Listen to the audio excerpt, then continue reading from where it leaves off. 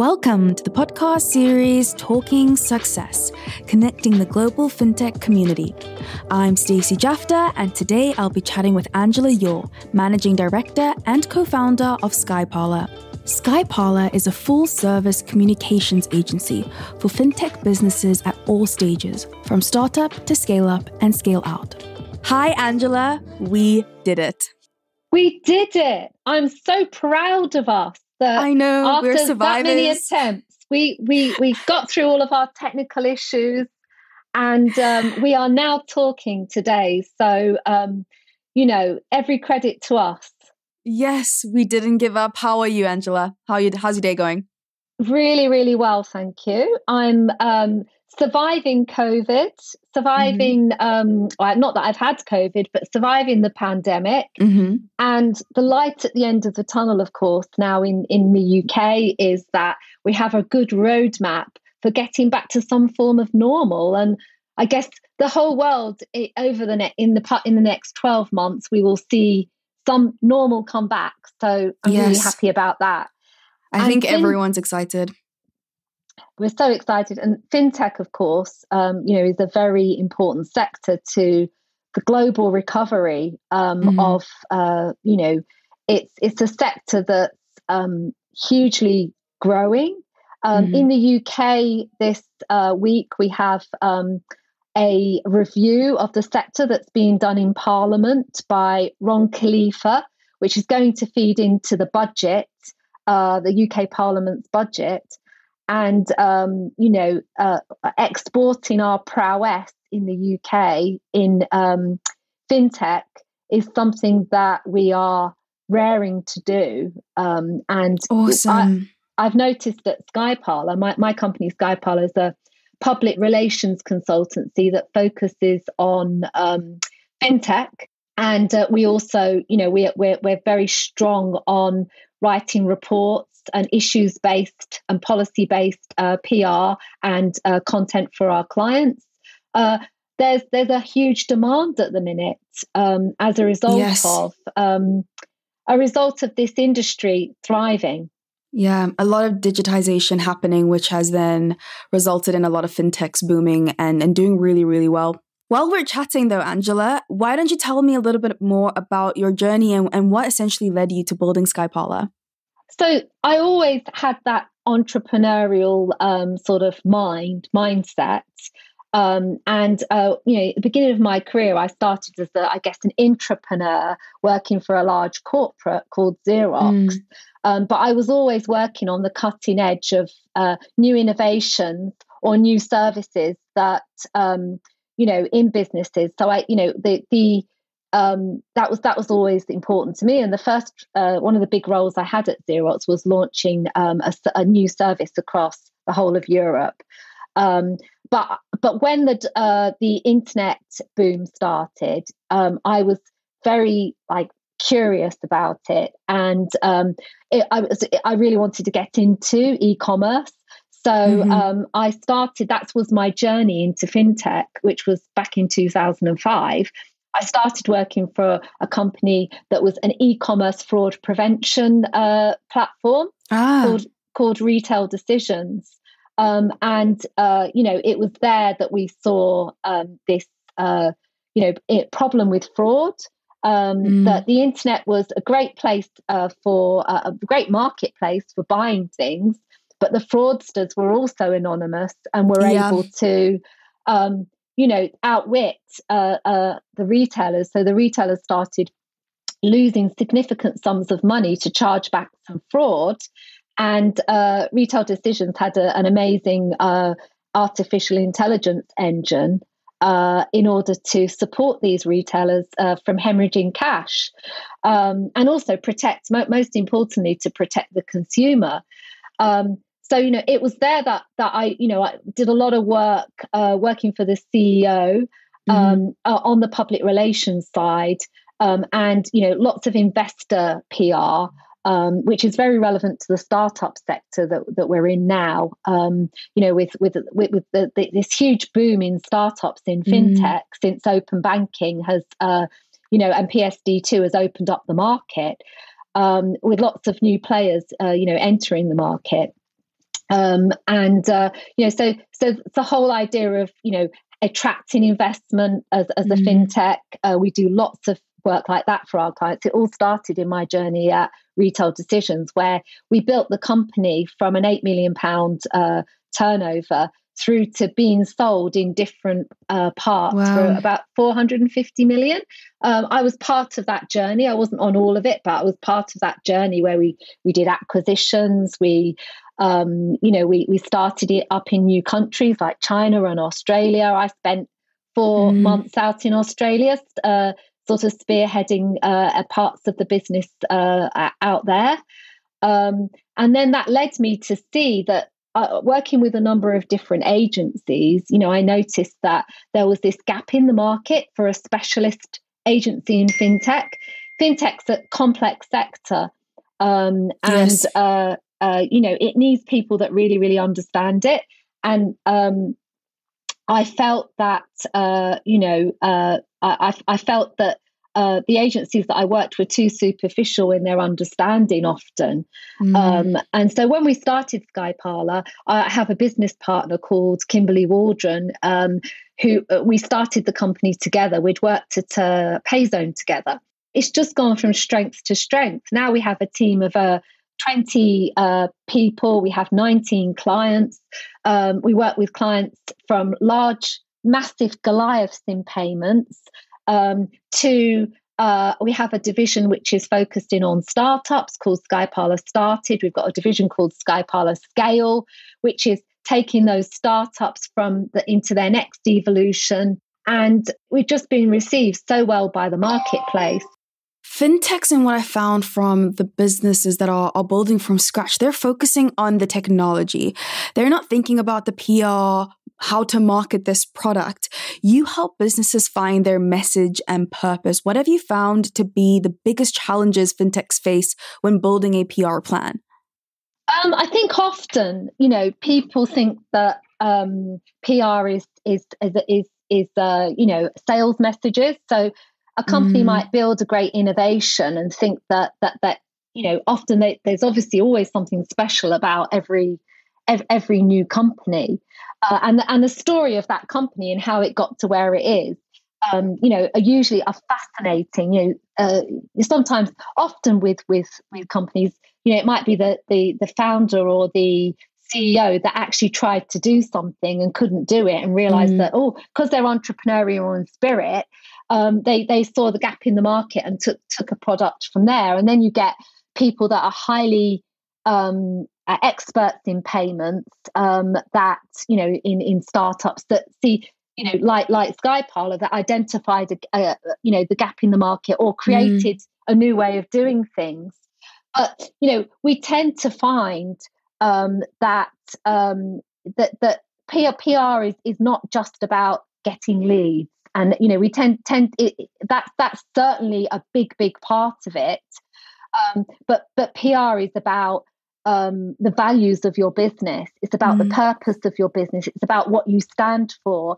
It's about what you want to say about this industry and where you see the industry going. Quite a few of our clients have had serious injections of funding from investors.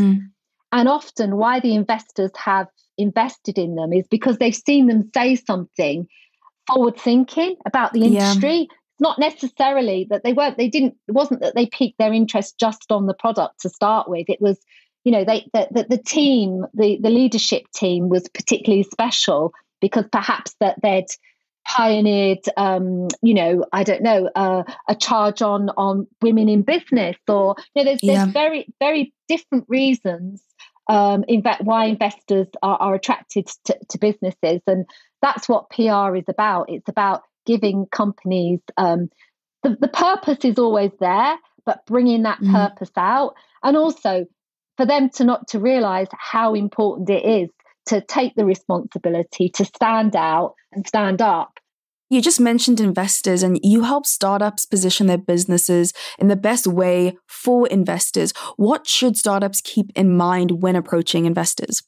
Well, I think if you haven't got a decent, the first thing obviously to think about, and I would say all of the companies would do this anyway, but make sure your deck, your investor deck, is standout brilliant. Do you help with that? We have done, yes. It's often something that we believe that should come from within the company. I mean, we as well, but think about every aspect of your business. And shine it in its most perfect light, but without obviously over exaggerating. Yeah. And so again, it's back down to the story. Don't sell the numbers to the investor. The investors, they'll want to see those, and of course, they wouldn't invest in a business if it wasn't financially viable. But what the investors want to see first is the story. So the narrative of your business, and also how you tell that, how you're able to articulate that message, and where you're going to take the industry, how you're going to disrupt the industry, and evidence, backing evidence of where the market opportunity is, and where your sort of realistic growth in that market should all be in that investor deck. Shout out about your top customers and what you're doing with them. Because often, that the investors want to see that, you're working with some decent brands.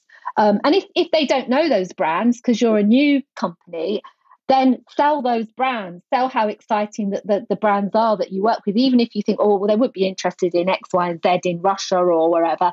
Yes, they would, because many of these companies might be the future of industry. So they might not be well known now, but how you articulate them to the investors shows that you've picked exactly future horses that are going to be the next Teslas. PR, branding, marketing, it's so much more important than many businesses think. This can even just be the way your competitors think of you in the industry. This can be obviously your consumers and customers, investors, but it goes beyond that. The more you're putting out there, the more noise you're making, the more you're being heard, the more opportunities you are given. And I think that it's the bigger picture at play. 100%. And you look at some of the personalities in the payment sector. Some of them have been created by accident. Martha from European Women in Payments Network, she really believed in diversity. She didn't set out to build her profile. That wasn't the objective of what she was trying to create, but that's what she's actually done because of her passion for the sector. And now you see her everywhere. She's even on represented as one of the top women in diversity for the World Economic Forum. I think she gets a shout out on every second episode. Everyone is in love with Martha, including me and my team. So she's well deserved. It's evident that startups and scale-ups need different PR strategies, and you've built separate divisions for this. What is the biggest differentiator, and what strategy works best for each business stage? I think each business, I still, we spend a lot of time with every single client, to work with their objectives. And give them a bespoke package that's right for them. So a good example would be one of our clients wanted to raise their profile in the north of England. So we worked on a very robust strategy to help them to do that. But I guess the difference between the scale ups and the startups is often startups obviously are cash starved as well. So and also they're starved of time. So it's about high impact. With minimum effort from the business in order to get the name out there, and to be in the right places. So to be seen, in the startup lists, influencer lists, in Sifted, in some of these, titles that we know that investors and corporates are reading. But just to do a few things very well rather than trying to spread yourself too thinly, because the most important thing is always product first, and always, spending your time innovating your product and not losing sight of why you started the business in the first place. Scale ups are different. Often they're, targeting different sectors. So, it's important that we get under the skin of, the message to each sector. They have better marketing teams usually because they have people dedicated in the business that, can work with us. With the scale ups, it's about giving them a more robust program that actually is aligned to not just sort of maybe one small area of the business, but it could be aligned, as I say, to sectors, new markets that they're going into, specific issues that they're solving with big deep dive pieces of reports and content that we can do, and then even paid for advertising. So it's more about a much bigger program, and it needs that they need sort of a more intensive service. So that's why we decided to split our program up so that we could serve those startups with a very agile service, and the scale ups, that we were more of a mirror of their organizations in terms of the offer as well. Is there a specific platform you've seen yield the best results? So you mentioned paid ads, you got LinkedIn, you got Instagram, you've got Twitter, recently Clubhouse. We just did a panel on Clubhouse an hour ago, and that's all the rage right now. Is there a specific platform that you really encourage your businesses to be a part of and really spread the word on there? I think that if you're a scale up, I think it's very important that you have a strategy across all the platforms. I think obviously in B2B, that LinkedIn is key, as is Twitter. The likes of Facebook and some of the more consumer-facing channels are not so important. And then I think it's the press is still seen and is still the most independent way of being covered. And the press is what's said about you, whereas what you say about yourself can always be seen as bias. So, for me, PR is still very, very important because it's other people saying that you're, a company to watch, or your technology is good, or that this report that you've put out is really insightful. Whereas on all of those other channels, it's what you're saying about yourself.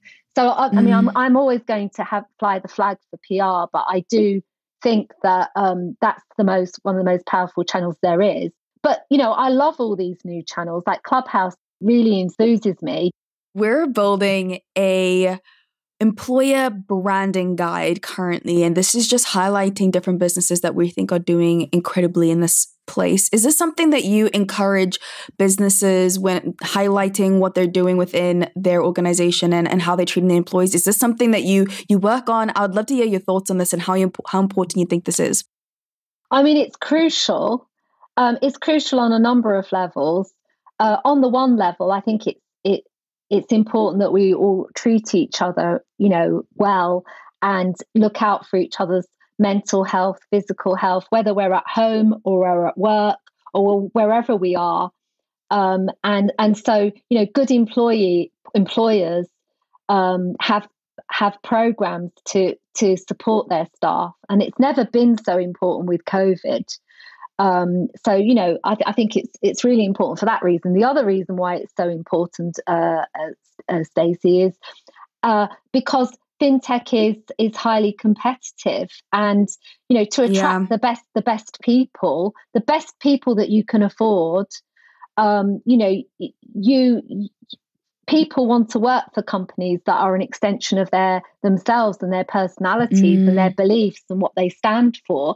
Just like you might support a football team, or you might, be part of even a sort of, you might be a Christian or whatever it might be. Usually you're part of the community because you feel like you belong to that community and it represents you. I think more and more employees are looking at the market and thinking, who represents me? What company has the same values that I have? What company is willing to support me with my not just my career development, but my life development? So those thinking about employee engagement and having programs on that in a competitive market as well is important. And we have helped with a few of our clients with that, because and I think as well, the way of doing that is walking the walk. For one of my clients has purposely, looked at diversity across its leadership team and across its business. Not just diversity in terms of gender or colour, but also diversity, socioeconomic diversity as well.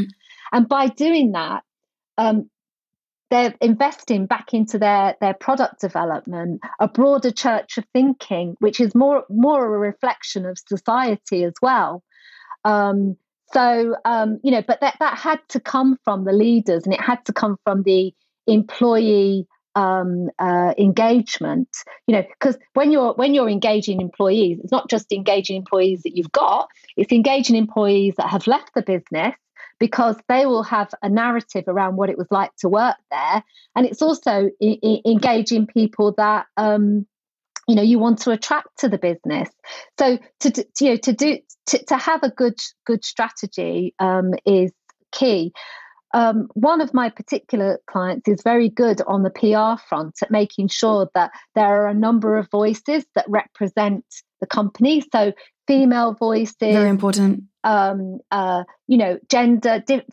Different gender and also racial voices, to show that so everybody has an equal opportunity to be part of the company's, the company's, what the company believes and thinks about. And that's been powerful to see that. It's been really powerful to watch, different spokespeople emerge over the last year or so. This ties into PR as well. There are so many articles that touch on the best place to work, specifically in the fintech space or in different countries or different cities. The more happy your employees are results into more media. You have reviews on Glassdoor, for example. I noticed one of your clients had a page on their website dedicated to employees. You get to have a day in the life of different employees, which I found such a great idea. It's not an article written, but you see for yourself how happy everyone is in this video. And I thought it was such a great idea. So what we've done with that particular client, I'll be quick on it, but what we've done with that particular client is we've spotlighted not the obvious person, but we've looked for people within the business that generally don't have a voice. And we've purposely given those people the voice. So that was very, concerted in those employee spotlights that you were talking about. That's awesome. Before we wrap up, do you have any final words of wisdom for a fintech that has no idea how to start with PR? Where would you encourage them to begin? Well, it depends how if they're a seed, I would say, and they haven't got sort of funds to start with. I would say, there's no harm in them starting to talk to some experts. Just setting up 30-minute calls with experts and picking their brains. Getting on some great forums for PR as well. PR Week. Forbes does some great content and Inc. on PR in your business. Look at people that are good at it and companies that are good at it, and start to build a picture of how then that could apply to you. But if you start to get to a stage where you have you're able to invest in it, then I'm obviously going to say this, but I really do think it matters, because you can have the best product in the world, but if nobody knows about it, you're not going to sell it and you're not going to do your business justice. So I would talk to an expert such as SkyParlour, and talk to a few companies and see who works for you, who gives you the listening ear that you need, who understands you. And also, you want to work with a company that's not just going to offer you a service, but it's also going to elevate your skills, because we're all learning, whether you're a CEO or you're, you've just walked into a company. We're all learning all the time. And the best way to learn is to talk, digest, and listen. I love that. Angela, thank you for being on the podcast. It was a delight having you on. Where's the best place for listeners to reach you? Angela@SkyParlour.com. Awesome. Thanks again, Angela. Thank you. Bye. Thank you for listening to this week's episode of Talking Success, Connecting the Global FinTech Community. Feel free to follow us on LinkedIn at Talent in the Cloud. And if you're interested in exec talent, expanding your team, or you yourself are looking for a new, exciting change in your career, check out our website, talentinthecloud.io.